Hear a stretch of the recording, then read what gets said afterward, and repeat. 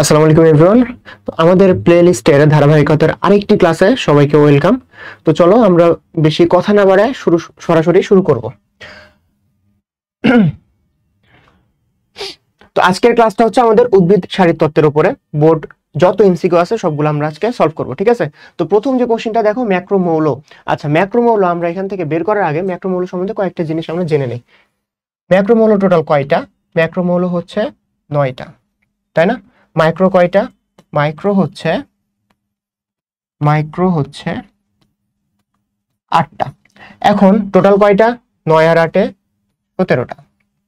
এখন তোমার পরীক্ষাতে তোমাকে যে কোনো একটা ম্যাক্রো অথবা যে কোনো একটা মাইক্রো এটা অপশনে চাইবে, ঠিক আছে, বা অ্যান্সারে চাইবে। এখন তাহলে আমাদেরকে সবগুলা ম্যাক্রো মৌলের নাম জানতে হবে, অথবা যে কোনো একটা মাইক্রো, মানে সবগুলা মাইক্রো মৌলের নাম জানতে হবে, যে কোনো একটা করলেই হয়। এখন তুমি যদি ম্যাক্রো মাইক্রো দুইটাই মুখস্থ করতে যাও তাহলে দেখবা যে কোনোটাই হচ্ছে না, তুমি পরীক্ষার হলে গুলায় ফেলছো। তাহলে আমরা ম্যাক্রো মৌলগুলোর নাম শিখবো, এন্ড বাকি যেগুলো থাকবে সেগুলো হবে আমাদের মাইক্রো মৌল, ঠিক আছে? তাহলে ম্যাক্রো মৌল মনে রাখার সহজ টেকনিক হচ্ছে, একটা তোমার নেমোনিক্স আছে। নেমোনিক্সটা হচ্ছে এরকম: মজা চপস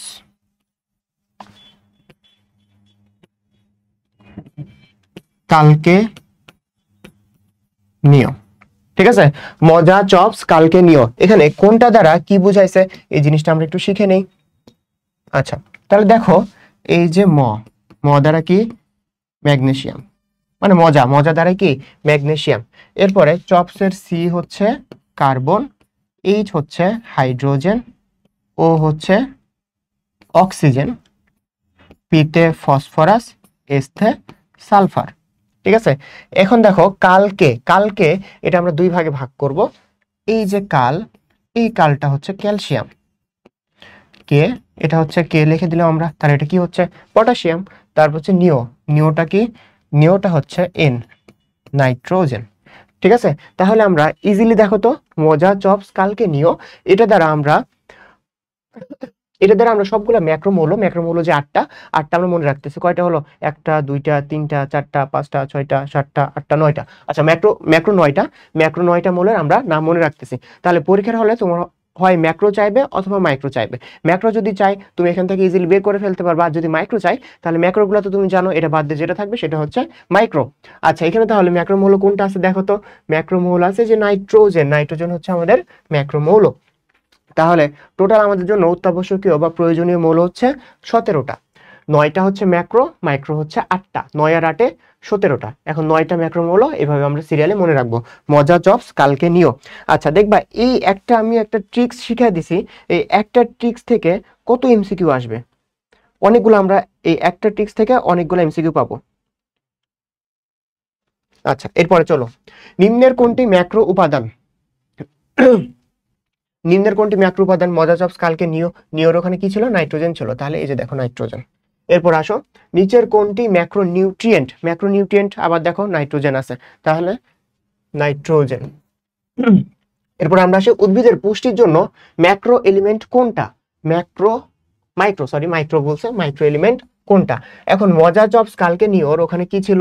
ওইখানে তোমার হচ্ছে সালফার ছিল, ক্যালসিয়াম ছিল, কার্বন ছিল, তাই না? সবই ছিল না কোনটা? কপার। তাহলে কপার হচ্ছে আমাদের কারেক্ট অ্যান্সার।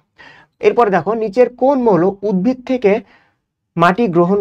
উদ্ভিদ মাটি থেকে গ্রহণ করে? আচ্ছা, মাটি থেকে কোন মৌলটা গ্রহণ করে? এখন দেখো, এই যে কার্বনটা কার্বন ডাই অক্সাইড হিসেবে গ্রহণ করে, তাই না? কার্বন ডাই অক্সাইড থেকে কার্বনটা পাই, তাহলে কার্বন ডাই অক্সাইড সে তো বাতাস থেকে গ্রহণ করে, তাহলে অবভিয়াসলি এটা হবে না। তারপর অক্সিজেন তো O2 হিসেবে ডিরেক্টলি গ্রহণ করে, এটা কই থেকে গ্রহণ করে? বাতাস থেকে গ্রহণ করে, এটাও হবে না। এরপর দেখো হাইড্রোজেনটা কই থেকে পাই? পানি থেকে পাই, H2O, এখান থেকে হাইড্রোজেন পাই, তাহলে কোনটা? এই যে নাইট্রোজেন হচ্ছে মাটি থেকে গ্রহণ করে। আচ্ছা, এরপর এটা দেখি আমরা, নিচের কোনটি ম্যাক্রোমৌল? আবার দেখো একই কথা আসছে। তাহলে মজা চপসে কি ছিল? মজা মানে ম্যাগনেসিয়াম, ম্যাক্রো হচ্ছে ম্যাগনেসিয়াম। এরপর কোন উপাদান মাইক্রোমৌল? মাইক্রো মানে কি? যেটা কম লাগে। অক্সিজেন, কার্বন, তারপর এখানে নাইট্রোজেন, এই তিনটাই হচ্ছে ম্যাক্রো, তাহলে বাদ গেছে কোনটা? কপারটা হচ্ছে মাইক্রো। উদ্ভিদ পুষ্টির জন্য মাইক্রোমোল কোনটা? মাইক্রোমোল একটু আগে দেখলাম কপার। তাহলে দেখো কত এমসিকিউ আসছে, জাস্ট আমরা যদি ওই একটা লাইন মনে রাখি মজা চপস কালকে নিও, তাহলে অনেকগুলো এমসিকিউ আমাদের হয়ে যায়। আচ্ছা, এরপরে দেখি আমরা নিচের কোন উপাদানটি উদ্ভিদ মাটি থেকে অধিক হারে গ্রহণ করে, অধিক মাত্রায় অধিক মাত্রায় গ্রহণ করে। অধিক মাত্রায় গ্রহণ করে বলতে আবার কি হবে? ম্যাক্রো হবে, তাই না? ম্যাক্রো কোনটা? ম্যাক্রো হচ্ছে যে ম্যাগনেসিয়াম, ম্যাগনেসিয়াম ম্যাক্রো, এটা হচ্ছে অধিক হারে গ্রহণ করে। এরপর আসি উদ্ভিদের অত্যাবশ্যকীয় পুষ্টি উপাদানের মধ্যে কোনটি মাইক্রোমোল? আবার মাইক্রো চাইছে, মাইক্রো কোনটা? দেখো তো এই যে বোরন, পটাশিয়াম, নাইট্রোজেন, ফসফরাস তিনটাই ওখানে পাইছিলাম, তাহলে পাই নাই কোনটা? বোরন পাই নাই, তাহলে বোরন হচ্ছে মাইক্রো। নিচের কোনটির অভাবে উদ্ভিদের পাতা ও ফল ঝরে পড়ে? আচ্ছা, পাতা ও ফল ঝরে পড়ার কারণ হচ্ছে যে ফসফরাস, বুঝছো? ফসফরাসের কারণে উদ্ভিদের পাতা ও ফল ঝরে পড়ে। এখন দেখো আরেকটা জিনিস আমাদেরকে জানতে হবে, এই যে ম্যাগনেসিয়াম, ম্যাগনেসিয়ামের কাজ কি জানো? ম্যাগনেসিয়ামের কাজ হচ্ছে ক্লোরোফিল তৈরি করা।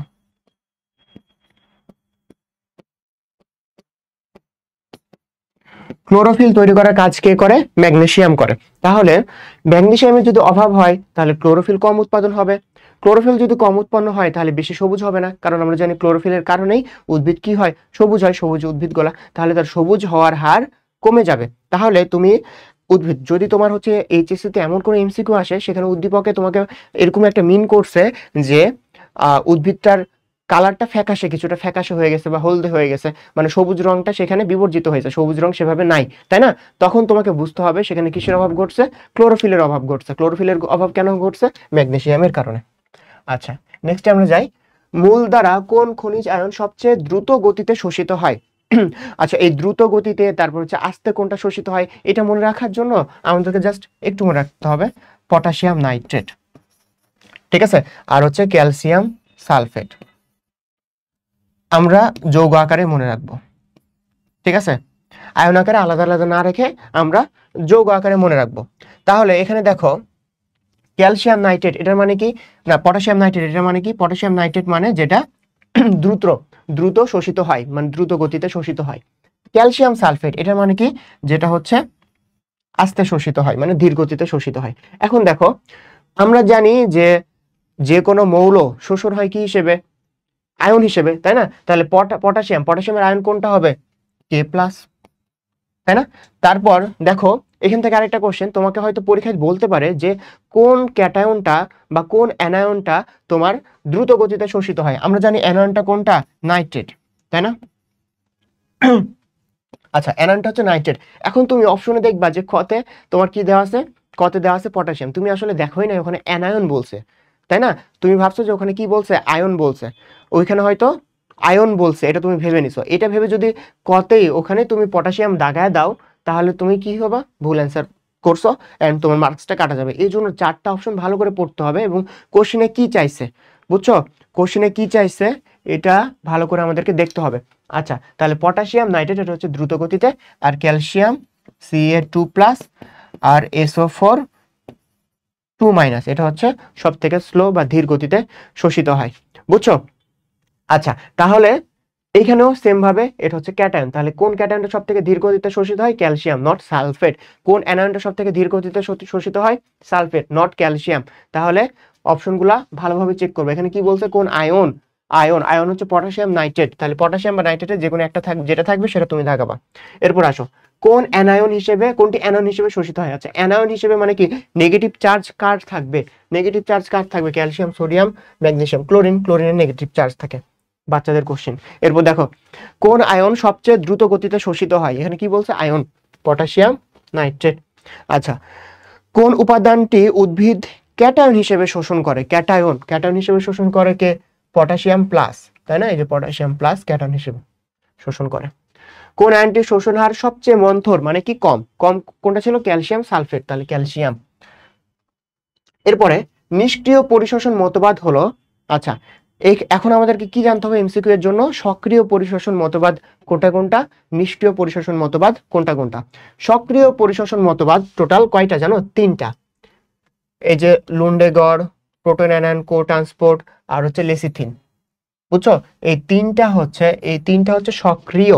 এই তিনটা হচ্ছে সক্রিয়। এবং লুন্ডেগড় মতবাদ, এটার আরেকটা নাম হচ্ছে সাইটোক্রোম পাম্প মতবাদ। সাইটোক্রোম ক্রোম পাম্প মতবাদ। আচ্ছা, এটার নাম সাইটোক্রোম পাম্প মতবাদ কেন হলো? কারণ সাইটোক্রোমটা হচ্ছে ক্যারিয়ার বা বাহক হিসেবে কাজ করে সাইটোক্রোম, এই জন্য এটাকে বলে সাইটোক্রোম পাম্প মতবাদ। বুঝছো? লুন্ডেগড় মতবাদের অপর নাম। তাহলে এই যে তিনটা আমরা জানি সক্রিয় পরিশোষণ কয়টা? তিনটা। কি কি? লুন্ডেগড় মতবাদ বা সাইটোক্রোম পাম্প মতবাদ, প্রোটন আয়ন কো ট্রান্সপোর্ট, আর হচ্ছে তোমার লেসিথিন বাহক মতবাদ। বুঝছো? এই তিনটা হচ্ছে তোমার সক্রিয় পরিশোষণ। আর নিষ্ক্রিয় কোনটা? নিষ্ক্রিয় হচ্ছে টোটাল চারটা। নিষ্ক্রিয় কয়টা? নিষ্ক্রিয় হচ্ছে চারটা।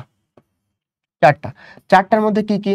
প্রথমে হচ্ছে যে ডোনান সাম্যাবস্থা আছে, এটা আমরা লিখি ডোন্যান, আসলে ডোন্যান সাম্যাবস্থা। তারপরে কি? ব্যাপন তত্ত্ব, ডিফিউশনের মাধ্যমে বা ব্যাপনের মাধ্যমে যেটা হচ্ছে সেটা হচ্ছে ব্যাপন তত্ত্ব। এরপরে কি? এরপরে হচ্ছে আয়ন এক্সচেঞ্জ। ঠিক আছে, আয়ন এক্সচেঞ্জ যে মতবাদ, আয়ন এক্সচেঞ্জ মতবাদ। তারপরে কি? তারপর হচ্ছে মাস ফ্লো বা ব্যাপক প্রবাহ। ঠিক আছে, মাস ফ্লো অথবা ব্যাপক প্রবাহ।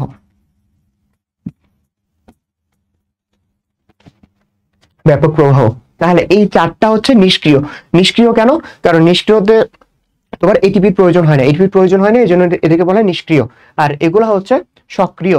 বুঝছো? এখন পরীক্ষায় তোমার হয় নিষ্ক্রিয় চাইবে বা যে কোনো একটা সক্রিয় চাইবে, বাট সক্রিয় যেহেতু তোমার তিনটা, এখান থেকে নেগেটিভ কোশ্চেন করার চান্স বেশি, যে কোনটা সক্রিয় না বা কোনটা নিষ্ক্রিয়। বুঝছো? এভাবে কোশ্চেনটা করা তোমার হচ্ছে বেশি ইজি, অ্যান্ড হচ্ছে তোমার পরীক্ষাতে তারা একটু ডাউটে ফেলতে চায়, এজন্য এরকম কোশ্চেন করতে পারে। নিচের কোনটি সক্রিয় পরিশোষণের ক্ষেত্রে প্রযোজ্য? সক্রিয় পরিশোষণ, সক্রিয় যে লুন্ডেগড় মতবাদ বা সাইটোক্রোম মতবাদ একটু আগে দেখলাম। সক্রিয় লবণ পরিশোষণ মতবাদ কোনটা? আবার একই কোশ্চেন, লুন্ডেগড় মতবাদ। নেক্সট আমরা দেখি খনিজ লবণ পরিশোষণের ক্ষেত্রে সাইটোক্রোম পাম্প ধারণার প্রবক্তা কে? সাইটোক্রোম পাম্প, এটার নাম লুন্ডেগড় কেন হয়েছে? কারণ লুন্ডেগড় বা লুন্ডেগার্ড যেটাই বলি না কেন, তিনি হচ্ছে আবিষ্কারক। ঠিক আছে, তাই এটার প্রবক্তা হচ্ছে লুন্ডেগার্ড বা লুন্ডেগড়। নিচের কোনটি আয়ন বাহক মতবাদ? আয়ন বাহক মতবাদ। আচ্ছা দেখো, ডোনান সাম্যাবস্থা, ব্যাপক প্রবাহ, ব্যাপন মতবাদ, এই তিনটাই কি? এই তিনটা হচ্ছে নিষ্ক্রিয়। নিষ্ক্রিয়তে কি হয়? নিষ্ক্রিয়তে কি বাহক প্রয়োজন? না, বাহক প্রয়োজন না, তাই না? বাহক প্রয়োজন কোথায়? সক্রিয়তে। তাহলে সক্রিয় কোনটা? এই যে লুন্ডেগড়। নিচের কোনটি সক্রিয় পরিশোষণ মতবাদ? সক্রিয় কোনটা? সক্রিয় হচ্ছে লেসিথিন বাহক, তাই না? সক্রিয় পরিশোষণের ক্ষেত্রে নিম্নের কোনটি সঠিক? আচ্ছা দেখো, সক্রিয় পরিশোষণের ক্ষেত্রে কি প্রয়োজন হয়? এটিপি প্রয়োজন হয়, কারণ এটিপি দিয়ে তো কাজ করতেছে, তাই না? এখন সক্রিয় পরিশোষণে তাহলে কি হচ্ছে? এটিপির পরিমাণটা কম হচ্ছে, তাহলে আবার এটিপিটা রিজেনারেট করতে হবে, আবার উৎপাদন করতে হবে, তৈরি করতে হবে, তাই তো? তাহলে এই রিজেনারেট বা উৎপাদন করে কিসের মাধ্যমে? শ্বসনের মাধ্যমে। তাহলে সক্রিয় পরিশোষণে কি করতে হবে? শ্বসন হার বৃদ্ধি পাবে, মানে সক্রিয় পরিশোষণের জন্য, সক্রিয় পরিশোষণে তোমার এটিপি বেশি ইউজ হচ্ছে, তাহলে এটিপির গ্যাপটাকে ফিল আপ করতে হবে। এটিপির গ্যাপ ফিল আপ হয় কিসের মাধ্যমে? শ্বসনের মাধ্যমে, কারণ শ্বসনে এটিপি উৎপন্ন হয়। ঠিক আছে, তাহলে শ্বসন হারটা বাড়াতে হবে, এটিপির গ্যাপটা ফিল আপ করতে হবে। এটিপি।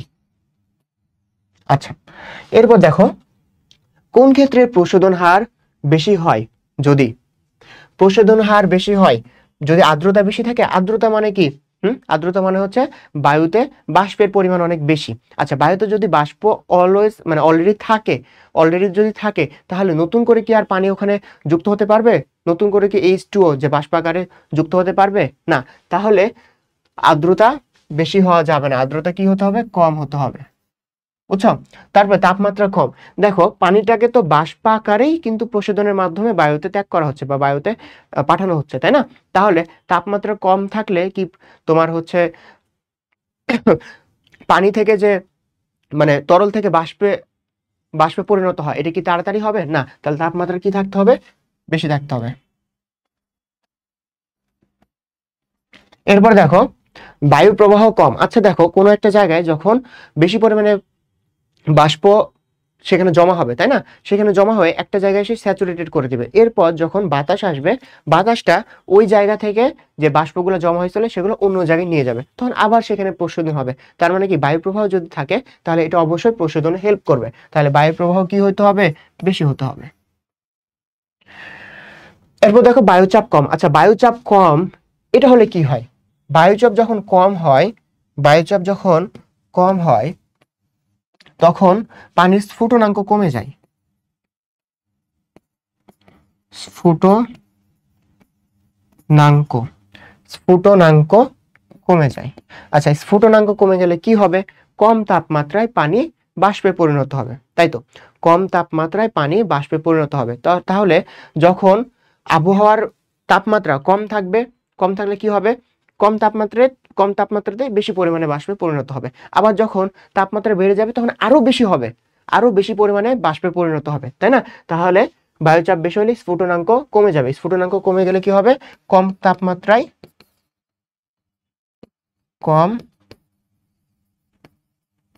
তাপমাত্রায় পানি বাষ্পে পরিণত হবে। এর ফলে প্রশোধনটা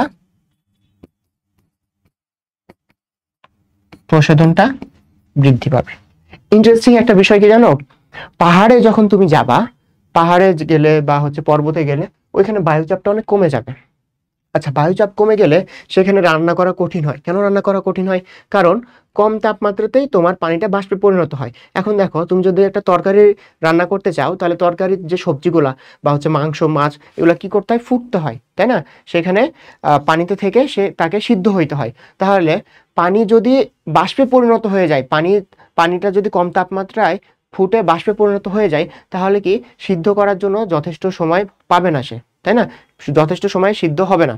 তার মানে কি সময়টা অনেক কমে যাবে, মানে পানি থাকবেই না, পানিটা বাষ্পে পরিণত হবে। তাহলে পানি থেকে সিদ্ধ হবে না। তাহলে এই জন্য পাহাড়ে বা পর্বতে রান্না করা কঠিন। কেন? কারণ বায়ুচাপ অনেক কম। এরপর আসি আমরা, উদ্ভিদের প্রধান প্রশোধন অঙ্গ কোনটা? উদ্ভিদের প্রধান প্রশোধন অঙ্গ কি? পাতা। এটা তো আমরা সবাই জানি। কেন? কারণ পাতায় পত্ররন্ধ্র সব থেকে বেশি থাকে, আর পত্ররন্ধ্র দিয়ে কি হয়? প্রশোধন হয়। নিচের কোনটি উদ্ভিদ বাতাস হতে গ্রহণ করে? বাতাস হতে কোনটা গ্রহণ করে? Carbon, sodium, nitrogen, chlorine. দেখো, নাইট্রোজেন মাটি থেকে নেয়, এটা আমরা পড়ে আসছি। ক্লোরিন এটা Cl- হিসেবে গ্রহণ করে, সোডিয়াম Na+ হিসেবে গ্রহণ করে। কোথায়? পানির মাধ্যমে। বুঝছো? পানির মাধ্যমে এগুলো গ্রহণ করে। তাহলে কি হবে? কার্বন। কারণ কার্বনটা কি হিসেবে গ্রহণ হচ্ছে? কার্বন ডাইঅক্সাইড হিসেবে গ্রহণ হচ্ছে। কার্বন ডাইঅক্সাইড তো বাতাসেই থাকে, তাই না? এরপর আসি আমরা, লুকায়িত পত্ররন্ধ্র পাওয়া যায় কোথায়? আচ্ছা, এখানে দেখো লুকায়িত পত্ররন্ধ্র, এটার কাজ কি আসলে? লুকায়িত পত্ররন্ধ্র কোথায় থাকবে জানো? টিস্যুর একদম ভিতরের দিকে থাকবে। বুঝছো? তার মানে পত্ররন্ধ্রের কাজ কি? সেখান থেকে তোমার বাষ্প বের হবে, মানে প্রশোধনের সময় বাষ্প বের হবে, অক্সিজেন, কার্বন ডাইঅক্সাইড, এই গ্যাসগুলো আসলে বের হবে, তাই না? তাহলে তাকে এনভায়রনমেন্টের সাথে সরাসরি একটা কানেকশন থাকতে হবে। টিস্যুর একদম সারফেসে থাকতে হবে, একদম বাইরের দিকে থাকতে হবে। যদি ভিতরের দিকে থাকে সে, তাহলে কি হবে? পত্ররন্ধ্র তার কাজটা করতে পারবে না। তাহলে লুকায়িত পত্ররন্ধ্র এটা কোথায় থাকে? এটা থাকে তোমার টিস্যুর ভেতরের দিকে। টিস্যুর ভেতরের দিকে থাকার কারণে এ কি করবে? এ এর এর ভিতর দিয়ে বাষ্প ঠিক মতন বের হবে না, বা বেশি পরিমাণে বাষ্প বের হবে না। তার মানে কি হবে? প্রশোধন হার সে কমায় দিবে। এখন দেখো তো, প্রশোধন কাদের কমানো প্রয়োজন? প্রশোধন আসলে কাদের কমানো প্রয়োজন? যেসব উদ্ভিদ পানিটা প্রিজার্ভ করতে চাইবে, যেসব উদ্ভিদ চাইবে যে আমার দেহ থেকে যাতে পানি অপচয় না হয়, তাই না? এখন পানি অপচয় রোধ করা কাদের প্রয়োজন? যারা মরুজ উদ্ভিদ, তাই না? যারা মরুজ। কারণ মরুভূমিতে মরুভূমিতে আগে থেকেই কি কম? পানি কম, তাই না? তার যদি প্রশোধন হয়ে পানি আরো বের হয়ে যায় তাহলে তো সে বাঁচবে না, তাই না? তাহলে প্রাণীটাকে তাকে প্রিজার্ভ করতে হবে। এখানে মরুজ উদ্ভিদ কোনটা? এই যে করবি, এটা মরুজ উদ্ভিদ। বাকিগুলা দেখো খুবই হাস্যকর কিছু এক্সাম্পল, মানে অপশনে দিছে। হাইড্রিলা, তারপরে শাপলা, কচুরিপানা, এই তিনটাই পানিতে জন্মায়। তাহলে যে পানিতে জন্মায় তাকে কি পানি প্রিজার্ভ করতে হবে? তার তো পানি তো অসংখ্য আছেই, ভর্তি পানি, তাই না? রক্ষী কোষের কাজ কি আছে? রক্ষী কোষের কাজ আমরা জানি যে পত্ররন্ধ্র খুলতে সাহায্য করে, এটা আমরা জানি। এছাড়াও আর কি? রক্ষী কোষে অনেক বেশি কি থাকে জানো? ক্লোরোফিল বা ক্লোরোপ্লাস্ট থাকে। আচ্ছা, এটা থাকার ফলে কি হয়? খাদ্য তৈরি হয়, নট খাদ্য সঞ্চয়। এরপর আমরা আসি, নিমজ্জিত পত্ররন্ধ্র দেখা যায় কোন উদ্ভিদে? নিমজ্জিত মানে কি? একটু আগে যেটা পড়াইলাম আমরা, লুকায়িত, তাই না? ওটা নিমজ্জিত। তাহলে কোথায় পাওয়া যায়? যে মরুজ উদ্ভিদে পাওয়া যায়। এরপর আসি আমরা, পত্ররন্ধ্র খোলা ও বন্ধের কারণ কি? আচ্ছা দেখো, পত্ররন্ধ্র কেন খুলতেছে, কেন বন্ধ হচ্ছে? কারণ রক্ষী কোষে তোমার যখন পানি প্রবেশ করে, রক্ষী কোষটা কি হয়, ফুলে ওঠে। ফুলে ওঠে যখন, তখন একে অপরের থেকে আড়াআড়িভাবে দূরে সরে যায়, তারপর মাঝখানে একটা ফাঁক তৈরি হয়, বা ওটা হচ্ছে রন্ধ্র যেটা, তাই না? তাহলে পত্ররন্ধ্রটা খুলে যায়। তাহলে এটা কিসের কারণে? যখন রক্ষী কোষের টার্গেট প্রেসার বেড়ে যায়। টার্গেট প্রেসার কেন বেড়ে যায়? টার্গেট প্রেসার বেড়ে যায় কারণ পানি প্রবেশ করে, পানি প্রবেশের কারণে, পানি প্রবেশের কারণে। আচ্ছা, এরপর আসি আমরা, কোন আয়নটি পত্ররন্ধ্র খুলতে সাহায্য করে? পত্ররন্ধ্র খুলতে সাহায্য করে ব্লু লাইট বা নীল আলো, তাই না? Blue light. এ কি করে জানো, কিভাবে এটা কাজ করে? কি, এ হচ্ছে তোমার পটাশিয়াম, পটাশিয়ামকে প্রবাহ করে নিয়ে যায়। যখন পটাশিয়ামটা তোমার রক্ষী কোষের কাছে যায় বা পত্ররন্ধ্রে যায়, তখন পত্ররন্ধ্র খুলে যায়। কার কারণে? এই যে পটাশিয়ামের কারণে, পটাশিয়ামের কারণে। তাহলে পটাশিয়াম জমা হলে পত্ররন্ধ্র খুলে যাবে, পটাশিয়াম যদি বের হয়ে যায় তাহলে পত্ররন্ধ্র বন্ধ হয়ে যাবে। আমাদের অ্যান্সার হচ্ছে পটাশিয়াম। এরপর আসি আমরা পত্ররন্ধ্র বন্ধ খোলা হওয়া, এটা হচ্ছে এই যে পটাশিয়াম।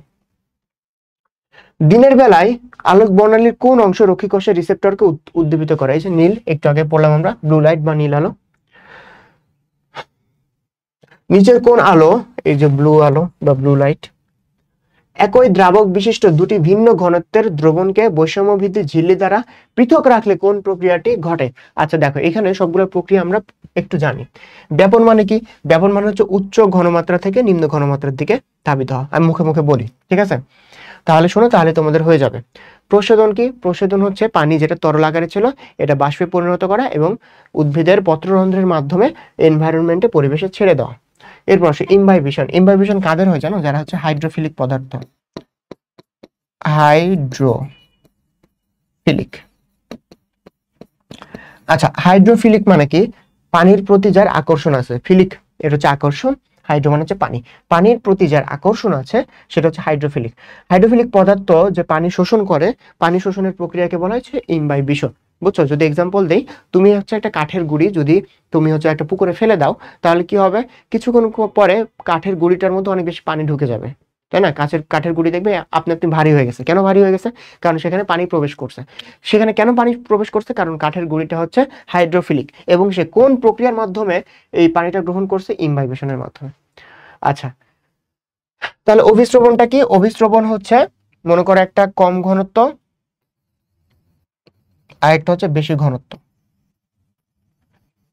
মাঝখানে যে পর্দাটা আছে এটাকে বলা হয় বৈষম্য ভেদ্য ঝিল্লি বা সেমি পারমিয়েবল মেমব্রেন। কেন?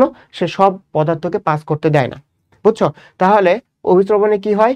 কম ঘনত্বের এলাকা থেকে বেশি ঘনত্বের এলাকায় কি প্রবাহ করে? দ্রাবক প্রবাহ করে, দ্রাবক। বুঝছো? এটাকে বলা হচ্ছে অভিস্রবণ, দ্রাবক বা পানি। পানিটা তো দ্রাবক হিসেবেই কাজ করে। এরপর প্রশোধনের হার বাড়ে কোন অবস্থায়? আর্দ্রতা বাড়লে? না, শিখাইছি। লুকায়িত পত্ররন্ধ্র থাকলে? না। বায়ুর চাপ বাড়লে? নাকি তাপমাত্রা বাড়লে? বায়ুর চাপ কমলে আমরা জানি, আর তাপমাত্রা বাড়লে, এটা তো আমরা শিখছি, তাই না? আচ্ছা, এরপর দেখি আমরা, নিচের কোনটি বাড়লে প্রশোধন কমে? কোনটা বাড়লে প্রশোধন কমে? দেখো, বায়ু প্রবাহ বাড়লে প্রশোধন তো বাড়বে, শিখে আসছি কেন। তাপমাত্রা বাড়লেও বাড়বে। আপেক্ষিক আর্দ্রতা, দেখো আপেক্ষিক আর্দ্রতা মানে কি? আপেক্ষিক আর্দ্রতা যদি, সেখানে বাষ্প কত পরিমাণে আছে, ঠিক আছে? কত পরিমাণে বাষ্প আছে একটা জায়গায়, সেটা হচ্ছে আমাদের আপেক্ষিক আর্দ্রতা। এখন কোন জায়গায় যদি আগে থেকে অনেক বেশি বাষ্প থাকে, সেখানে কি নতুন করে প্রশোধনের মাধ্যমে আরো বেশি বাষ্প প্রবেশ করবে বা যাবে? না, তাই না? তাহলে আপেক্ষিক আর্দ্রতা বাড়লে প্রশোধন কমে। নিচের কোনটি নীল বর্ণের রঞ্জক পদার্থ? দেখো, এই যে এখানে ফাইকোসায়ানিন, সায়ানিন এটা হচ্ছে নীল। বাকিগুলা দেখো, বাকিগুলা কি কি? বাকিগুলা ক্যারোটিন, ক্যারোটিন হচ্ছে কমলা। খুবই ইজি মনে রাখা এটা, ক্যারোটিন, কমলা, ক ক, তাই না? এরপর দেখো জ্যান্থোফিল, জ্যান্থোফিল মানে কি? হলুদ। এটা এটা হচ্ছে হলুদ। তারপরে ফাইকো এরিথ্রিন, এরিথ্রিন, এরিথ্রিনটা দিয়ে আমাদের একটা মাথায় হিট করতেছে একটা শব্দ, সেটা হচ্ছে এরিথ্রোসাইট। এরিথ্রোসাইট কার নাম? আরবিসির নাম। আরবিসির কালার কি? লাল।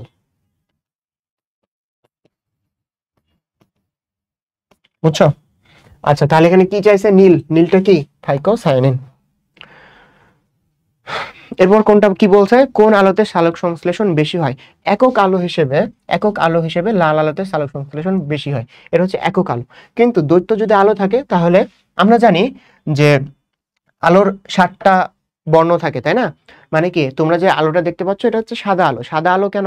কারণ এখানে মানে সাদা আলো এটা হচ্ছে অনেক রকম 7 প্রকারের লাইট থাকে বা আলো থাকে, তারা একসাথে মিশ্রণ হয়ে সাদা আলো তৈরি করছে। তাহলে এই যে 7 প্রকার, মানে রংধনুতে যে 7 প্রকার দেখা হয়, এটা কি বেনি, আসহ, কলা। আচ্ছা, এখান দ্বারা এটা দ্বারা কি বোঝায়? বেনি মানে কি? বেগুনি,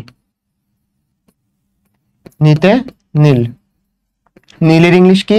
ইন্ডিগো, ঠিক আছে। আতে আসমানি, আসমানের ইংলিশ কি? ব্লু, এটা যাতে ভুল না হয়। আচ্ছা, শতে সবুজ, হতে হলুদ, কতে কমলা, আর লতে লাল, ঠিক আছে। আচ্ছা, দ্বৈত আলো হিসেবে, দ্বৈত মানে হচ্ছে দুই রকম আলো হিসেবে, এই যে প্রথমে যেটা আমরা দেখতে পাইতেছি, প্রথম বেনি এবং হচ্ছে শেষে যে কমলা, তাই না? এই দুইটা দ্বৈত আলো হিসেবে যখন থাকবে, এ বেগুনির সাথে নীল, কমলার সাথে লাল, এটা তখন সালোক সংশ্লেষণের হার বাড়াবে, বুঝছো? তাহলে সব থেকে বেশি হয় একক আলো হিসেবে লাল, আর যদি দ্বৈত তাহলে প্রথমে বেনি, শেষের কলা, বুঝছো? বেনিতে কি? বেগুনি নীল, কলাতে কমলা লাল, এটা হচ্ছে সালোক সংশ্লেষণের হার বাড়াবে। তাহলে কোশ্চেন দেখো কি বলছে, সালোক সংশ্লেষণে ব্যবহৃত আলোর সবচেয়ে কার্যকরী বর্ণালী কোনটি? এখানে সবগুলো দেখো একক, একটা বলছে, তাহলে কি হবে? লাল। এখন দেখো এখানে কি বলছে, দ্বৈত, দেখো সবগুলা কিন্তু জোড় হিসেবে আছে, বুঝছো? তাহলে আমরা কি জানি? বেগুনি নীল, বেনি, আর কমলা লাল। বেনি কোথায় আছে দেখো তো? বেনি, কলা, এই যেটা আমাদের অ্যান্সার, খুব ইজি। এরপর দেখি পিগমেন্ট সিস্টেম 1 এ কোন ক্লোরোফিল থাকে? পিগমেন্ট সিস্টেম 1 এটাতে থাকে হচ্ছে P700, বুঝছো? আর পিগমেন্ট সিস্টেম 2 এটাতে কি থাকে?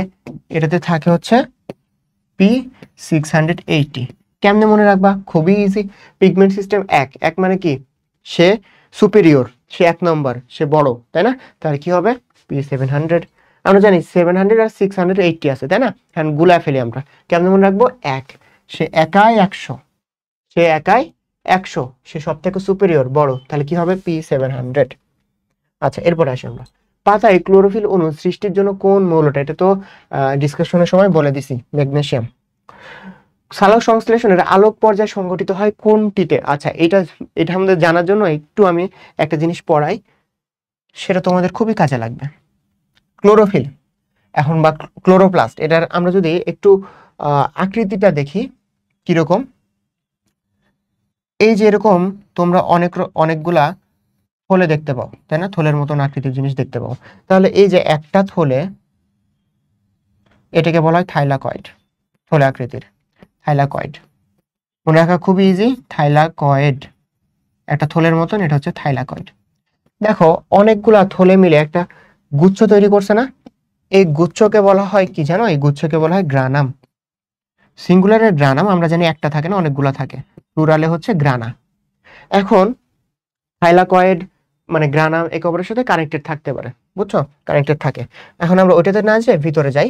এই যে থাইলাকয়েড যেটা আছে, থাইলাকয়েডের এখানে ভিতরে কি থাকে জানো? কোয়ান্টোজোম থাকে, এখানে থাকে কোয়ান্টোজোম।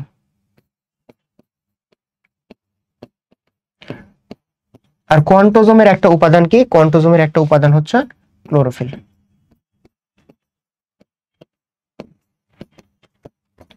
আচ্ছা, এরপরে বাইরে যে স্ট্রোমা, অনেকগুলো ধাতব পদার্থ থাকে বাইরে, তাই না? এটার বাইরে অনেকগুলো ধাতব পদার্থ থাকে, এদেরকে বলা হচ্ছে স্ট্রোমা। এখন কোনটাতে আলোক পর্যায় হয়, কোনটাতে অন্ধকার পর্যায় হয়? এই যে দেখো স্ট্রোমা, সরি এটা স্ট্রোমা, বুঝছো? স্ট্রোমা, এই যে আমরা যে স্ট্রোমা, এই স্ট্রোমাতে হয় হচ্ছে অন্ধকার পর্যায়, মানে হচ্ছে আলোক নির্ভরশীল না যেটা, তাই না? অন্ধকার। এখন অন্ধকার পর্যায় বা যেখানে কার্বোহাইড্রেট তৈরি হয়, সেটা কি কি আছে? সেটা আছে হচ্ছে C3 C4 আর CAN, এই 3 প্রকার, তাই তো।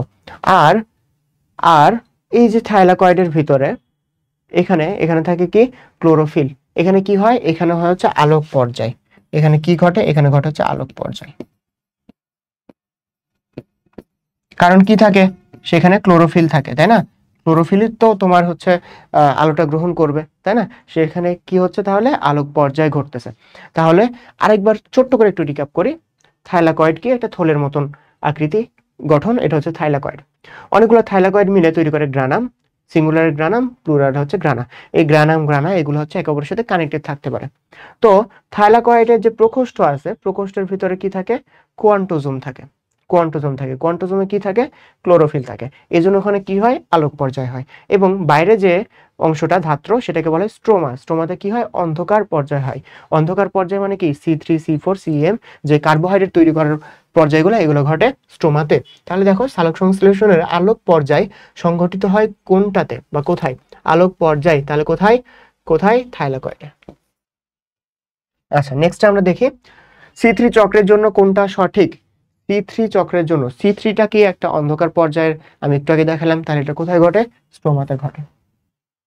আচ্ছা, নেক্সট আমরা আসি, অত্যাধিক আলো ও উচ্চ তাপমাত্রায় কোনটা ঘটে। আমরা জানি অত্যাধিক আলো এবং উচ্চ তাপমাত্রায় কি ঘটে, আলোক শোষণ ঘটে, তাই না? আলোক শোষণ বা ফটো রেসপিরেশন। এটাতে কি হয়, এটাতে একটা প্ল্যান্ট কার্বন ডাইঅক্সাইড গ্রহণ করার পরিবর্তে অক্সিজেন গ্রহণ করবে, কার্বন ডাইঅক্সাইড ছাড়বে। ঠিক আছে, সালোক সংশ্লেষণে কি হয়, কার্বন ডাইঅক্সাইড গ্রহণ করে, অক্সিজেন ছাড়ে। বাট এখানে হিতে বিপরীত হচ্ছে, অক্সিজেন গ্রহণ করতেছে, কার্বন ডাইঅক্সাইড ছাড়তেছে। এটাকে বলা হয় আলোক শোষণ বা ফটো রেসপিরেশন। এরপর আসো, সালোক সংশ্লেষণের আলোক পর্যায়ে উৎপন্ন হয় কোনটা। আলোক পর্যায়ে তোমার এডিপির সাথে ফসফেট বাইন্ড করে এটিপি উৎপন্ন করে, আবার এনএডিপি, ওখান থেকে এনএডিপি H+H+ এটা উৎপন্ন হয়, তাই না? তাহলে এই দুইটা হচ্ছে আলোক পর্যায়ে উৎপন্ন হয়। দেখো, বাকিগুলা মনে রাখা বা হচ্ছে বাকিগুলা যে ভুল, এটা বের করা খুবই ইজি। দেখো, শর্করা, শর্করা এটা কোথায় হয়, অন্ধকার পর্যায়ে তৈরি হয়, তাই না? তোমাতে যে C3, C4, CAM আছে, এগুলাতে তোমার শর্করা উৎপন্ন হয়। তাহলে তো ওটা আগেই হবে না, আগেই ভুল। বায়োলজিক্যাল কয়েন বলা হয় এটিপি কে, এটা নিয়ে কিছুই বললাম না, এটা কথা বললেই টাইম লস হবে।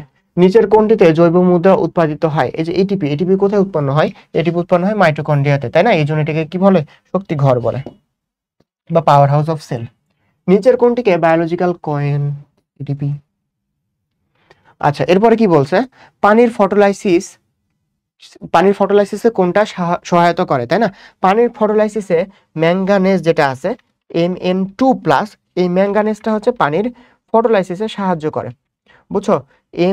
ম্যাঙ্গানেজ, এটা হচ্ছে পানির ফটোলাইসিসে সাহায্য করে। এই যে Mn ছাড়াও আরেকটা পানির ফটোলাইসিসে সহায়তা করে, সেটাকে ক্লোরিন।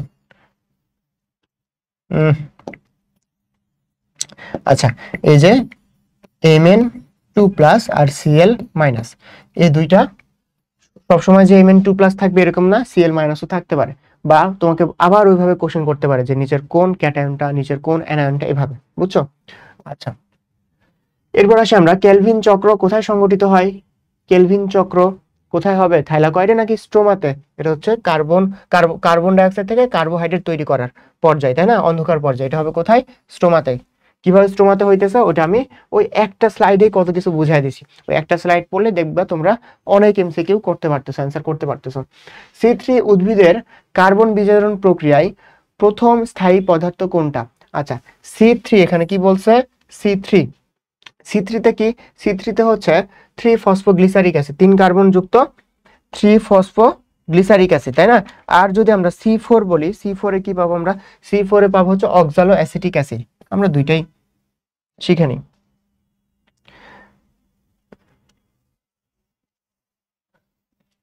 সরি, আচ্ছা, C3 থেকে, C3 তে হচ্ছে 3-ফসফোগ্লিসারিক অ্যাসিড। আচ্ছা, C3 তে যে 3-ফসফোগ্লিসারিক অ্যাসিড, এটা কয় কার্বন বিশিষ্ট জানো, এটা হচ্ছে 3 কার্বন বিশিষ্ট, 3 কার্বন বিশিষ্ট। এরপর আসি আমরা, ক্যালভিন চক্রের প্রথম স্থায়ী পদার্থ যেটা, সেটা কয় কার্বন বিশিষ্ট, 3 কার্বন বিশিষ্ট। একটু আগে আমরা এটা শিখলাম, তাই তো, খুবই ইজি। এরপর C3 চক্রের কার্বন ডাইঅক্সাইডের গ্রহিতা কোনটা। আচ্ছা, C3 চক্রের কার্বন ডাই অক্সাইড গ্রহিত আমরা হচ্ছে C4 দুইটা শিখবো। C3 তে হচ্ছে তোমার রাইবোলোজ 1,5 বিস ফসফেট, এটা হচ্ছে C3 তে। আর C4 এ C4 হচ্ছে ফসফোইনল পাইরুভিক অ্যাসিড, ফসফোইনল ফসফোইনল পাইরুভিক অ্যাসিড, এটা হচ্ছে C4 এর। কার এটা? C4 এর। আর আমরা কোনটা শিখলাম? C3 রাইবোলোজ 1,5 বিস ফসফেট, বুঝছো? আচ্ছা, আর এটাতে কোন এনজাইমটা ইউজ হয়? রুবিস্কো এনজাইম, এনজাইমটার নাম কিন্তু রুবিস্কো।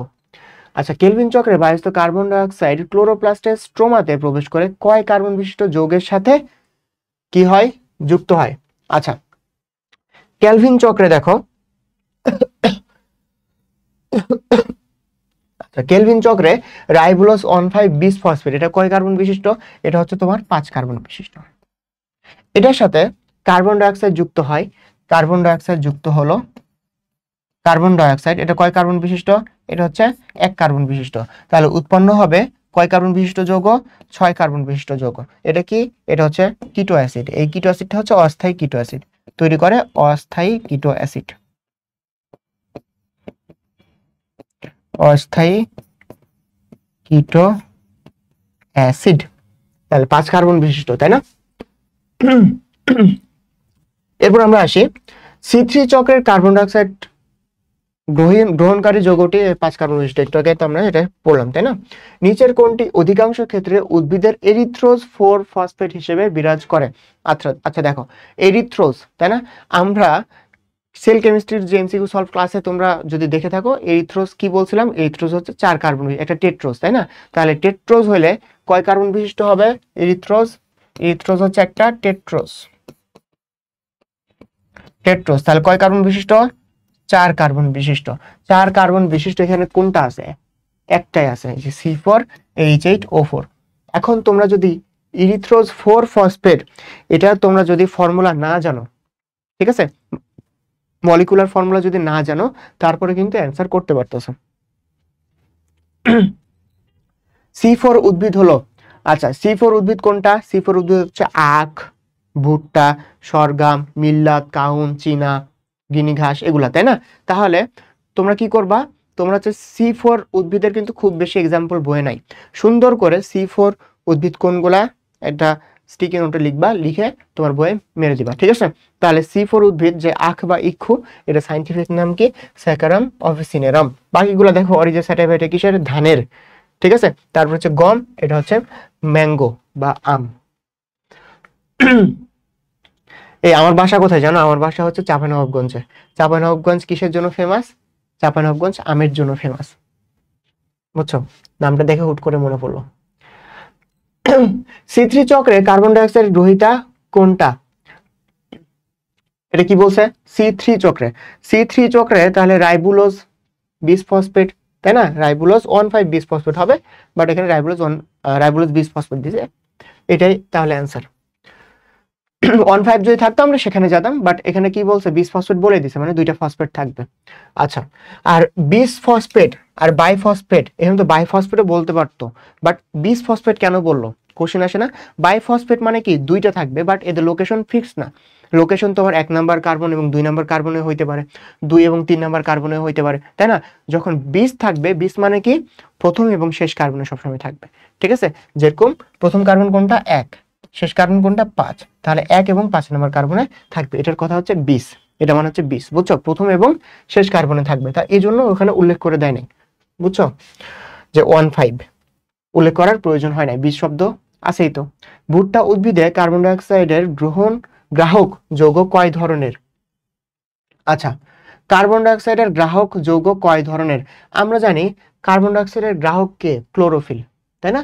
ক্লোরোফিল কার্বন ডাই অক্সাইডের গ্রাহককে, আমরা আগে এটা বের করলাম, ক্লোরোফিল।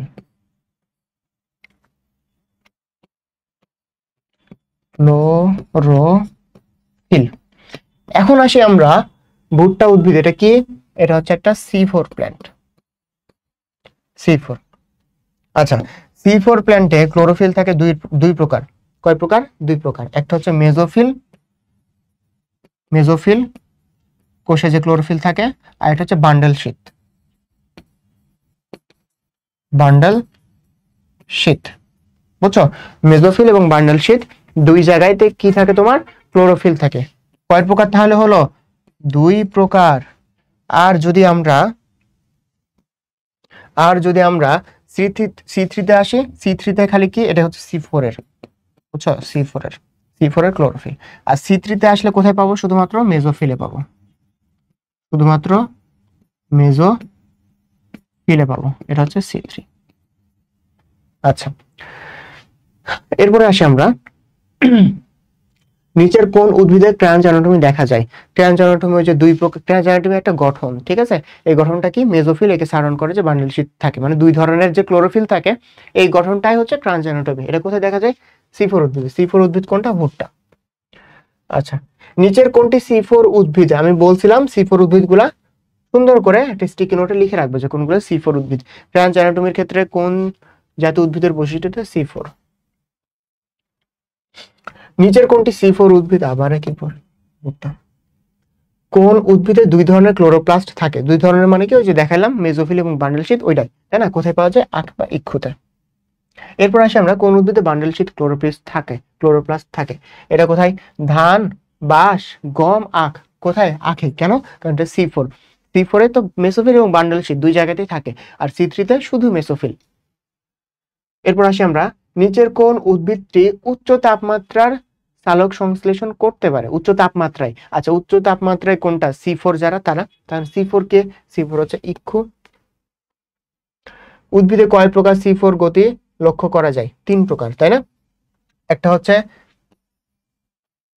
এনএডিপি ম্যালিক এনজাইম, এই প্রকারের। একটা হচ্ছে এনএডি ম্যালিক এনজাইম। আর এটা কি? আর একটা হচ্ছে তোমার কার্বক্সিকাইনেজ ধরনের, তাই না? আর এটা কি? ফসফোইনল পাইরুভেট কার্বক্সিকাইনেজ প্রকার। ফসফোইনল পাইরুভেট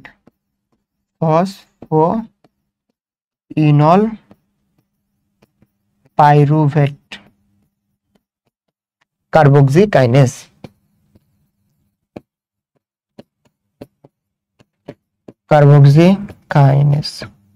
আচ্ছা, এরপর আসি আমরা সি4 চক্রের প্রথম স্থায়ী যৌগ কোনটা?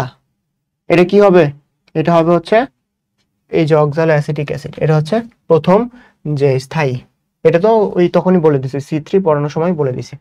যে কোষীয় অঙ্গাণুর সংখ্যা বৃদ্ধি পেলে বিশ্ব উষ্ণায়ন কমবে।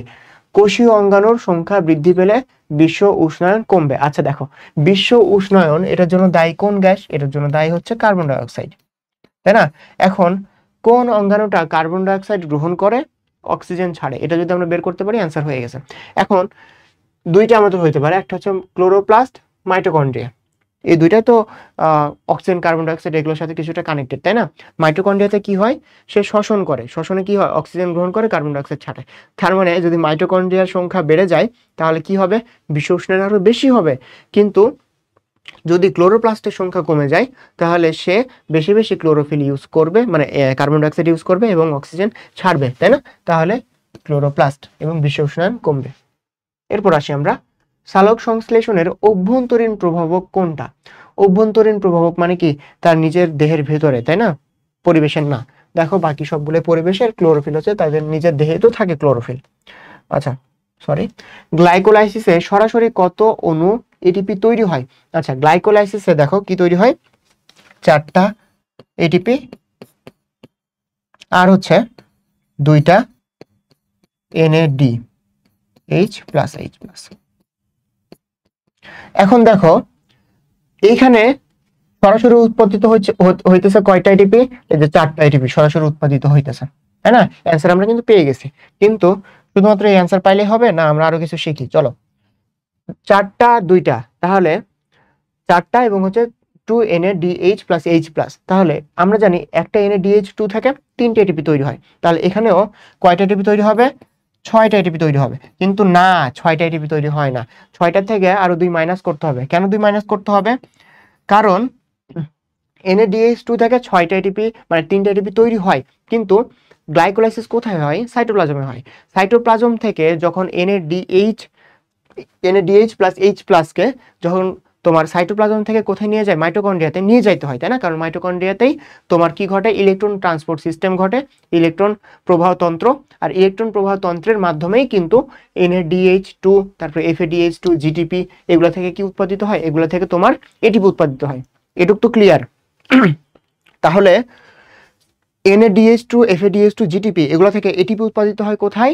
ইলেকট্রন প্রবাহ তন্ত্র বা ইলেকট্রন ট্রান্সপোর্ট সিস্টেমের মাধ্যমে। ইলেকট্রন ট্রান্সপোর্ট সিস্টেম কোথায় ঘটে? মাইটোকন্ড্রিয়ায় ঘটে। তাহলে এই কাজটা কোথায়, কোন অঙ্গাণুতে হয়? মাইটোকন্ড্রিয়ায় হয়। বাট এই NADH2 এটা কোথায় উৎপাদিত হয়েছে? সাইটোপ্লাজমে। এখন সাইটোপ্লাজম থেকে তোমার মাইটোকন্ড্রিয়াতে তোমার NADH2 এটা নিয়ে যাইতে একটা করে এটিপি খরচ হয়। তাহলে দুইটা NADH2, তাহলে এটিপি খরচ হবে কয়টা? দুইটা। বুঝছো? তাহলে 2 NADH2 থেকে এটিপি উৎপাদিত হয় 4টা। তাহলে টোটাল এটিপি প্রোডাকশন কত জানো? টোটাল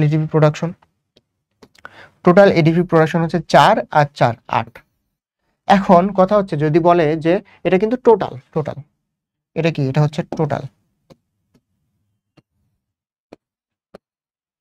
এটা হচ্ছে টোটাল এটিপি তৈরি হয়েছে। এখন তোমাকে যদি বলে যে নেট এটিপি কয়টা উৎপাদিত হয়েছে, তাহলে আমরা জানি যে গ্লাইকোলাইসিস প্রক্রিয়ায় 2টা এটিপি ইউজ হয়, ব্যবহৃত হয়। তাহলে ওই 2টা এটিপি আমাকে বাদ দিয়ে দিতে হবে। তাহলে আমরা নেট পাবো 8 - 2, টোটাল কত? 6। এই 6টা এটিপি হচ্ছে নেট। বুঝছো? তাহলে দেখো এই গ্লাইকোলাইসিসে এটিপি উৎপাদিত হইতেছে 4টা, টোটাল এটিপি উৎপাদন হচ্ছে 8টা, নেট এটিপি উৎপাদন কয়টা? 6টা। ঠিক আছে? এইখানে 8 এবং 6 কেন হয়েছে, বা 2টা NADH2 থেকে কেন 4টা এটিপি উৎপাদিত হয়েছে, এই ব্যাখ্যা কিন্তু আমি বলছি। বুঝছো? এই ব্যাখ্যা আমি বলছি। আচ্ছা, এরপর নেক্সটে আমরা যাই। নিট এটিপি পাওয়া যায় কতটি? গ্লাইকোলাইসিস প্রক্রিয়ায় নিট এটিপি পাওয়া যায় কয়টা?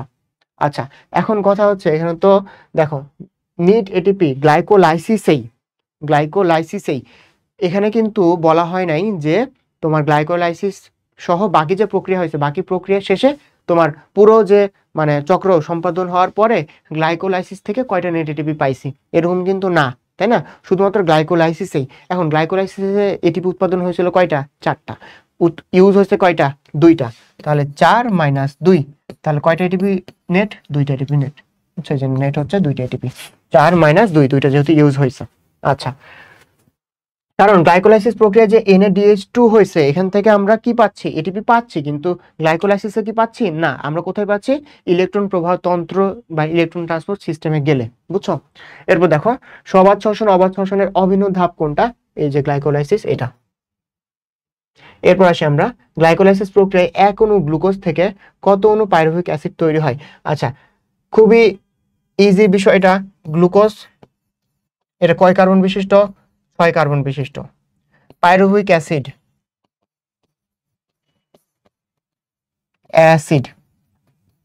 এটা কয় কার্বন বিশিষ্ট? 3 কার্বন বিশিষ্ট। তাহলে কয়টা উৎপাদিত হবে? 2টা। 3 দুগুণে 6, এই যে 2। এরপর আসো সবাত ও অবাত শ্বসন উভয় শ্বসনের প্রথম ধাপ কোনটা? প্রথম ধাপ হচ্ছে গ্লাইকোলাইসিস। এরপর আসো গ্লাইকোলাইসিস কোষের কোথায় ঘটে? গ্লাইকোলাইসিস কোথায় ঘটে? সাইটোপ্লাজমে ঘটে। বাকি কোনোটা সাইটোপ্লাজমে ঘটে না। বুঝছো? আর গ্লাইকোলাইসিস সাইটোপ্লাজমে ঘটে বলেই এটা তোমার সবাত এবং অবাত শ্বসনের তোমার একটা প্রথম ধাপ। বুঝছো? মানে দুইটাতেই হয়। এখন দেখো যারা আদিকোষী তাদের কোনটা ঘটে? অবাত শ্বসন ঘটে। কিন্তু অবাত শ্বসন ঘটে কেন? মানে তাদের শুধুমাত্র গ্লাইকোলাইসিস ঘটে কেন? কারণ তাদের তো আসলে মাইটোকন্ড্রিয়া নাই, তাই না? আচ্ছা, গ্লাইকোলাইসিস প্রক্রিয়া সম্পন্ন করতে কতটা এনজাইম লাগে? আচ্ছা দেখো, আমরা এতগুলো এমসিকিউ সলভ করলাম, তোমরা অনেকেই হয়তো এরকম যে এই কোশ্চেনটা দেখে আকাশ থেকে পড়তেছো যে কয়টা এনজাইম ইউজ হয়, এটা তো আমরা গণে রাখি নাই, তাই না? তো এরকম 2-1টা কোশ্চেন তো একদম আনকমন বাইরে থেকে আসতেই পারে, তাই না? এই এমসিকিউ গুলোর অ্যান্সার আমরা তখনই জানবো যখন আমরা এইভাবে এমসিকিউ গুলো সলভ করতে নামবো। বুঝছো? এগুলো কিন্তু আমাদেরকে আটকায় দিবে। তাহলে কয়টা? 10টা। কিভাবে পাইছি? তুমি কাউন্ট করে দেখো 10টা। তো এরকম 2-1টা খুবই কঠিন কোশ্চেন বা তোমার হচ্ছে একটু আনকমন কোশ্চেন আমরা কই থেকে জানতে পারবো? যদি আমরা কোশ্চেন সলভ করি। আচ্ছা, নিচের কোনটি, এই জন্য কিন্তু কোশ্চেন সলভ করা অনেক প্রয়োজন। তোমরা যারা এই ক্লাসটা দেখতেছো, আশা করি ফিউচারে আরো যত এমসিকিউ সলভ ক্লাস আছে সেগুলোও করবা। অ্যান্ড তোমাদেরকে বলে রাখি, দেশ সেরা বা দেশের সব থেকে বড় প্রি মেডিকেল ব্যাচ সেকেন্ড টাইমের ব্যাচ, দুইটাই কিন্তু আমাদের RTDS এর। সো তোমরা চাইলেই এখনো যারা ভর্তি হও নাই ভর্তি হইতে পারো। আমরা তো এখানে জাস্ট MCQ সলভ নিতেছি, সেখানে তো আমাদের পুরো কোর্স চলে অনেক ভালোভাবে। নিচের কোনটি গ্লাইকোলাইসিস প্রক্রিয়ায় সাথে জড়িত? গ্লাইকোলাইসিস প্রক্রিয়ার সাথে জড়িত। আচ্ছা, গ্লাইকোলাইসিস প্রক্রিয়ার সাথে জড়িত কোন এনজাইম? গ্লাইকোলাইসিস প্রক্রিয়ার সাথে জড়িত কোনটা জানো? এই যে ইনোলেস। এখন কথা হচ্ছে ভাইয়া, কার্বক্সিলেজ, ফিউমারেজ, জাইমেজ এগুলো কোথায় ব্যবহৃত হয়? কার্বক্সিলেজ আর হচ্ছে তোমার ফিউমারেজ, এটা গ্লাইকোলাইসিসে না, এটা কোথায়? এটা হচ্ছে ক্রেবস চক্রে ব্যবহৃত হয়। কোথায়? ক্রেবস চক্র। কার্বক্সিলেজ মানে কি? কার্বন ডাইঅক্সাইড যুক্ত করা, কার্বন ডাইঅক্সাইড যুক্ত করা। আচ্ছা দেখো, গ্লাইকোলাইসিস, তারপর হচ্ছে শ্বসন, মানে শ্বসনের যে ধাপগুলো আছে, এখানে কি হয়? অক্সিজেন ইউজ হয়, কার্বন ডাইঅক্সাইড আরো উৎপন্ন হইতেছে, কার্বন ডাইঅক্সাইড কি হয়? উৎপন্ন হয়। তাহলে সেখানে কি কার্বক্সিলেজ কি করে জানো? কার্বক্সিলেজ হচ্ছে কার্বন যোগ করে, কার্বন যোগ করে। তাহলে কার্বক্সিলেজ কি কার্বন কি এখানে যোগ করার প্রয়োজন? না, তাহলে শ্বসনের কোনো ধাপেই কিন্তু কার্বক্সিলেজ লাগবে না। ফিউমারেজ কোথায় লাগবে জানো? ফিউমারেজ লাগবে হচ্ছে ক্রেবস সাইকেলে, কার্বক্সিলেজ লাগবে হচ্ছে তোমার সালোক সংশ্লেষণে, আর জাইমেজ লাগবে হচ্ছে অবাত শ্বসনে। অবাত শ্বসনে তোমার হচ্ছে গ্লুকোজ থেকে ইথাইল অ্যালকোহল আর হচ্ছে কার্বন ডাইঅক্সাইড, এটা উৎপন্ন করতে জাইমেজ প্রয়োজন। এরপর আসি আমরা গ্লুকোজ 6 ফসফেট থেকে ফ্রুক্টোজ 6 ফসফেট। আচ্ছা, গ্লুকোজ 6 ফসফেট এবং ফ্রুক্টোজ 6 ফসফেট একে অপরের কি? একে অপর হচ্ছে আইসোমার। বুঝছো? একে অপরের কি? একে অপরের হচ্ছে আইসোমার। তাহলে আইসোমার হওয়ার জন্য কোন এনজাইম লাগায়? যে আইসোমারেজ, নামের সাথে মিল আছে, খুবই ইজি। এরপর দেখো, পাইরুভিক অ্যাসিড কয় কার্বন বিশিষ্ট? 3 কার্বন বিশিষ্ট, এটা আমরা পড়ছি অলরেডি। এরপরে গ্লাইকোলাইসিস হতে কত অণু এটিপি খরচ হয়? খরচ হয় কত? 2। এরপর গ্লাইকোলাইসিস প্রক্রিয়ায় ব্যয়িত শক্তি কত অণু এটিপি? আচ্ছা, 2টা এটিপি ইউজ হয় বা ব্যয়িত হয়। এরপর আসি আমরা গ্লাইকোলাইসিস প্রক্রিয়ায় কত এক অণু গ্লুকোজ হতে নিট কতটি এটিপি উৎপন্ন হয়? গ্লাইকোলাইসিস প্রক্রিয়ায় এক অণু গ্লুকোজ হতে নিট কতটি এটিপি উৎপাদিত হয়? বুঝছো? এখন দেখো, আমরা কিন্তু ওই যে ক্যালকুলেশনটা পড়ে আসছি, ক্যালকুলেশনটা কি আমি সুন্দর করে পুরা ক্যালকুলেশনটা দেখাইছি। ওই ওই ক্যালকুলেশনে কি ছিল? ক্যালকুলেশনে তোমার 8টা টোটাল এটিপি তৈরি হয়েছিল এবং 2টা ইউজ হয়েছিল, দিয়ে তোমার হচ্ছে নিট এটিপি কয়টা ছিল? নিট এটিপি ছিল 6টা। বুঝছো? এই কোনো গ্লুকোজ থেকে সবাত ও অবাত শ্বসনের অভিন্ন ধাপটিতে মোট কত অণু এটিপি উৎপন্ন হয়? মোট উৎপন্ন হয় কয়টা? 8টা। ইউজ হয় কয়টা? 2টা। নিট থাকে কয়টা? 6টা। আচ্ছা, মাইটোকন্ড্রিয়ার ম্যাট্রিক্সে স্থায়ী অবস্থানের কারণে আবাসিক অণু বলা হয় কাকে? অক্সালো অ্যাসিটিক অ্যাসিডকে, এবং সে কি হয়? আবার পুনরুৎপাদিত হয়। তোমার যে মাইটোকন্ড্রিয়ার ম্যাট্রিক্সে মানে একটা ক্রেবস সাইকেল তৈরি হলো, অক্সালো অ্যাসিটিক অ্যাসিড দিয়ে তৈরি হলো, ঠিক আছে? আবার তোমার ঘুরে কি হয়? অক্সালো অ্যাসিটিক অ্যাসিড উৎপন্ন হয়, এটা হচ্ছে আবাসিক অণু। এরপর আসি আমরা, কোষের কোন অঙ্গাণুতে ক্রেবস চক্র সম্পন্ন হয়? কোথায় সম্পন্ন হয় ক্রেবস চক্র? মাইটোকন্ড্রিয়াতে সম্পন্ন হয়। এই জন্যই তো তোমার এই যে ক্রেবস চক্রটা কোথায় সম্ভব না? আদি কোষে সম্ভব না। বুঝছো? যাদের আসলে মাইটোকন্ড্রিয়া নাই, ওই জন্য ওদের শুধু সাইটোপ্লাজমে গ্লাইকোলাইসিস ঘটে। ক্রেবস চক্রের প্রথম উৎপাদিত পদার্থ কোনটা? আচ্ছা, ক্রেবস চক্রে সে কি করবে জানো? সে হচ্ছে এই যে অক্সালো অ্যাসিটিক অ্যাসিড এর সাথে কি যুক্ত হবে? কোয়ে যুক্ত হবে, অ্যাসিটাইল কোয়ে। যেটা অ্যাসিটাইল কোয়ে কয় কার্বন বিশিষ্ট জানো? 2 কার্বন বিশিষ্ট অ্যাসিটাইল কোয়ে। আচ্ছা, তাহলে 6 কার্বন বিশিষ্ট কিছু একটা উৎপাদিত হবে। 6 কার্বন বিশিষ্ট হচ্ছে যে সাইট্রিক অ্যাসিড, এটা উৎপাদিত হবে। বুঝছো? 6 কার্বন বিশিষ্ট সাইট্রিক অ্যাসিড। এখন এখানে একটা এনজাইম সাহায্য করে, এনজাইমটার নাম আমাদেরকে জানতে হবে, যেহেতু কোশ্চেন রিলেটেড, মানে রিলেটেড কোশ্চেন। তো এই এনজাইমটার নাম কি? এই এনজাইমটার নাম হচ্ছে citrate synthase. Citrate synthase. Synthase, এটা শব্দটা কই থেকে আসছে? সিনথেস আসছে হচ্ছে তোমার সিনথেসিস থেকে। সিনথেসিস মানে কি? সংশ্লেষণ করা, কোনো কিছু তৈরি করা, উৎপাদন করা। তাহলে অক্সালো অ্যাসিড থেকে, অ্যাসিটিক অ্যাসিড থেকে আমরা কি উৎপাদন করতেছি?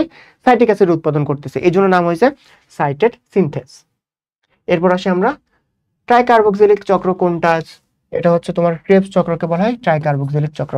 কেউ আবার এটা কিন্তু এভাবে দাগায় না যে ট্রাইকার্বক্সিলিক মানে হচ্ছে 3টা হয়তো কার্বন, এই জন্য C3 চক্র না। ট্রাইকার্বক্সিলিক এর নাম কি? ক্রেবস চক্র। এরপর আমরা আসি, ক্রেবস চক্রে অক্সালো অ্যাসিটিক অ্যাসিড থেকে সাইটিক অ্যাসিড তৈরির সময় কোন এনজাইম ব্যবহৃত হয়? এটা তো আমরা করছি একটু আগে। সেটা কি? সেটা হচ্ছে সাইট্রেট সিনথেস। সিনথেস কেন?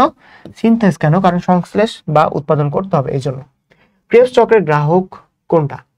ক্রেবস চক্রে এই যে অক্সালো অ্যাসিটিক অ্যাসিড, এটা তো আমরা পড়েই ফেলছি অলরেডি। এরপর ক্রেবস চক্রের মাধ্যমে এক কোনো অ্যাসিটাইল কোয়ে হতে মোট কতটা এটিপি উৎপন্ন হয়? ক্রেবস চক্রে টোটাল এটিপি উৎপাদন হয় কয়টা? 24টা। এখন অ্যাসিটাইল কোয়ে ঢোকে কয়টা? অ্যাসিটাইল কোয়ে ঢোকে 2টা। তাহলে এক অণু থেকে কয়টা তৈরি হয়? এক অণু থেকে হচ্ছে 12টা তৈরি হয়। খুব ইজি, বুঝছো? তাহলে এখান থেকে অনেকগুলো কোশ্চেন আসবে। সেটা হচ্ছে অ্যাসিটাইল কোয়ে কয় অণু উৎপাদিত হয়? 2 অণু উৎপাদিত হয়।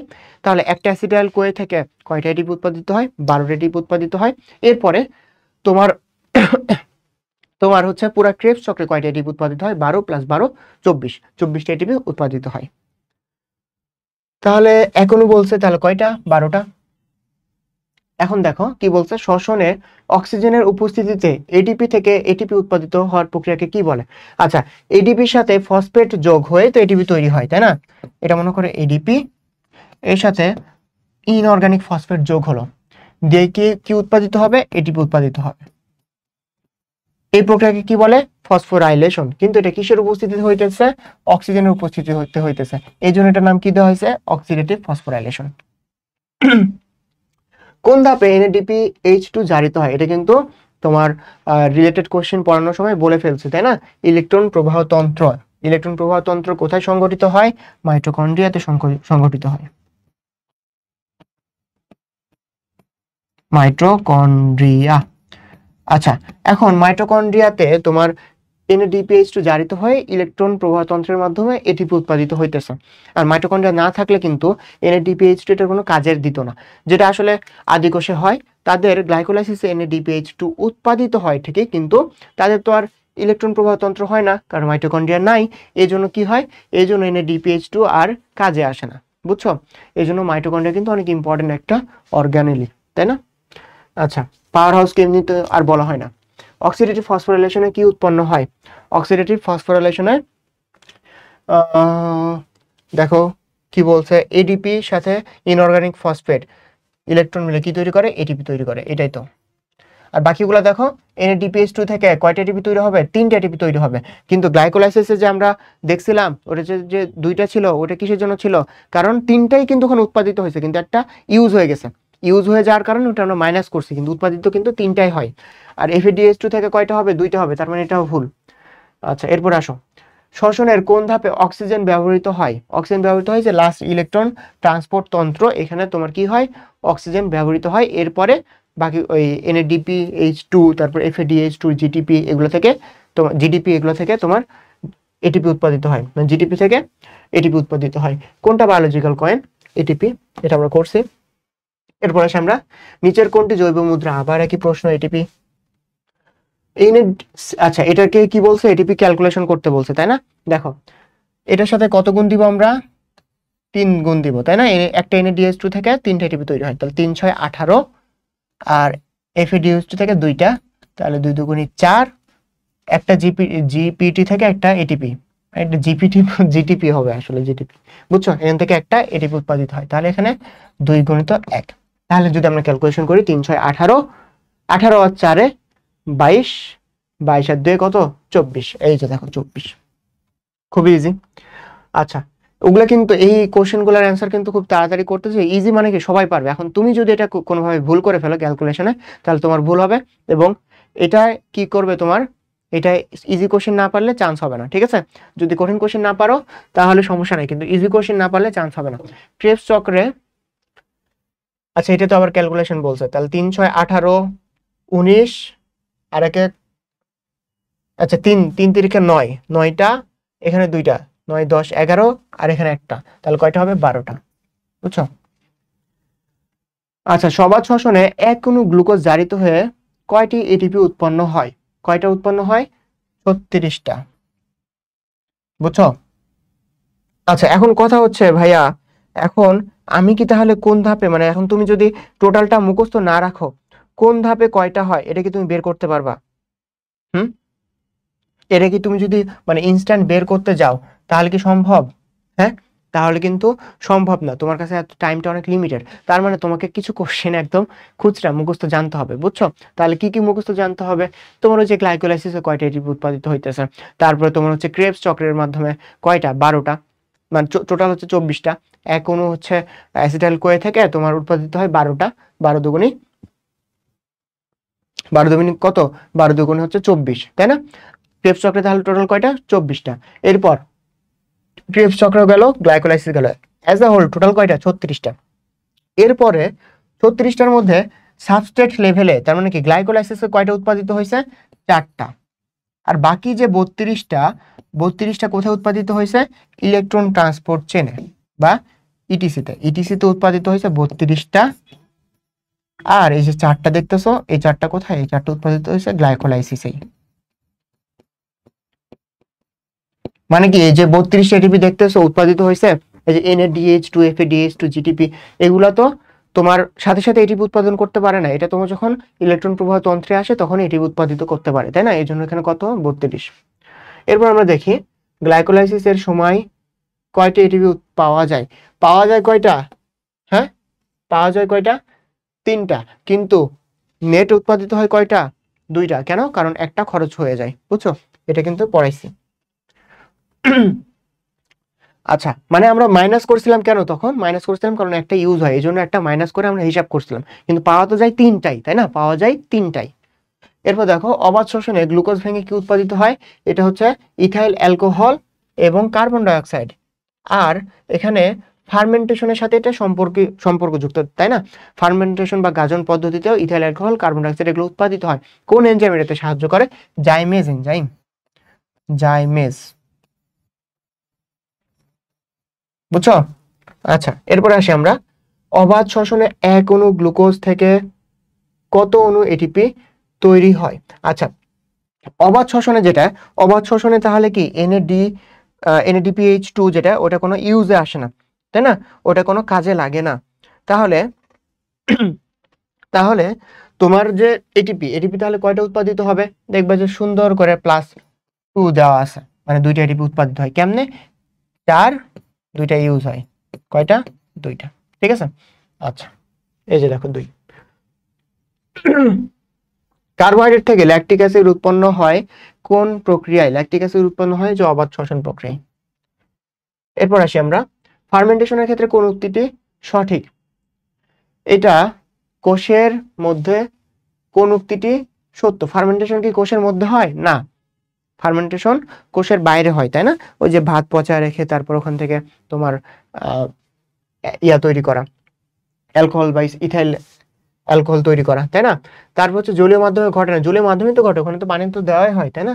দেহের অভ্যন্তরে গ্লুকোজ ব্যবহৃত হয়, এটা এক প্রকার অবাধ শোষণ, কারণ এখানে কি লাগে না, অক্সিজেন প্রয়োজন হয় না। আচ্ছা, ফার্মেন্টেশনের সাথে ওটার সম্পর্ক আছে আর কি, অবাধ শোষণের। আর কোন এনজাইম লাগে, জাইমেজ এনজাইম, এটা তো আমরা পড়াইছি। এরপর নিচের কোনটিতে অবাধ শোষণ ঘটে। আচ্ছা, অবাধ শোষণ ঘটে কোথায়, আদিকোষে। যেগুলা আদিকোষীকে ব্যাকটেরিয়ার এক্সাম্পল এখানে কি আছে দেখো তো, ইকোলাই আছে। এরপর আমরা দেখি চর্বিজাত পদার্থ থেকে শ্বসনিক কোশেন্ট কত। আচ্ছা, এখন শ্বসনিক কোশেন্ট কার কার আছে, চর্বি জাতীয় পদার্থ এটার কত, এটা হচ্ছে 0.7, গ্লুকোজের কত, 1, গ্লুকোজের কত, 1। আচ্ছা, এখন জৈব অ্যাসিড যেগুলো আছে, জৈব অ্যাসিডের কিন্তু শ্বসনিক হার বেশি, জৈব অ্যাসিড গুলার, ঠিক আছে? এখন জৈব অ্যাসিডের মধ্যে কি কি আছে, অক্সালিক অ্যাসিড আর এটা হচ্ছে ম্যালিক অ্যাসিড। কার কার, অক্সালিক অ্যাসিড আর ম্যালিক অ্যাসিড। অক্সালিক অ্যাসিডের কত, অক্সালিক অ্যাসিডের হচ্ছে 4, বুঝছো? অক্সালিক অ্যাসিডের কত, 4, অক্সালিক অ্যাসিড। এখনই পড়ে ফেলো এগুলা, একটা রিভিশন হয়ে যাইতেছে। 1.33 কার, ম্যালিক অ্যাসিড, ম্যালিক অ্যাসিড এর হচ্ছে 1.33, বুঝছো? পরীক্ষার হলে যে এটাই আসবে এটা না, ওইখানে আর যা যা আছে আমরা শিখে ফেললাম, ওইগুলো আমাদের কাজে লাগবে, আসতে পারে। এরপর আসি আমরা এই যে সবাদ শোষণে গ্লুকোজ 1 একটু আগে আমরা দেখলাম। এরপর আসি গ্লুকোজের 1 স্ট্রেপ্টোকক্কাস ল্যাকটিস। ল্যাকটিস মানে কি, দুধের সাথে সম্পর্কিত যুক্ত, ল্যাকটো যেখানে থাকবে তার মানে কি দুধ, তাহলে কোন শিল্পে ইউজ হয়, দুগ্ধ শিল্পে ইউজ হয়। আচ্ছা, শ্বসন প্রক্রিয়ায় অভ্যন্তরীণ প্রভাবক কোনটা, দেখো এখানে অভ্যন্তরীণ মানে কি দেহের ভিতরে যেটা থাকে, দেহের ভিতরে তাপমাত্রা না, আলো না, তার পানিও তো বাইরে থেকে গ্রহণ করে, তাই না? তাহলে পানিও না। এই যে খনিজ লবণ, খনিজ লবণের মধ্যে কোনটা? যে খনিজ লবণটা সে কি পানির মাধ্যমে গ্রহণ করছে সেটা না, যে খনিজ লবণটা তার দেহে সে জমা রাখছে, ওই জমাকৃত খনিজ লবণ তো পরে আবার ব্যবহার করতেছে, তাই না? তো এই অভ্যন্তরীণ প্রভাবক কোনটা? খনিজ লবণ। সুন্দর করে তোমার হচ্ছে সালোক সংশ্লেষণ শেষ আমাদের, তাই না? সালোক সংশ্লেষণ এবং শ্বসন, এগুলার অভ্যন্তরীণ কোনটা সেটা জাস্ট জেনে রাখবা। বাকি যে বাইরের গুলো আছে, তাহলে অভ্যন্তরীণ বাদ দিলে যেটা পাওয়া যাবে সেটা হচ্ছে বাইরের, তাই না? তাহলে এই ছিল আজকে আমাদের উদ্ভিদ সারির তত্ত্ব।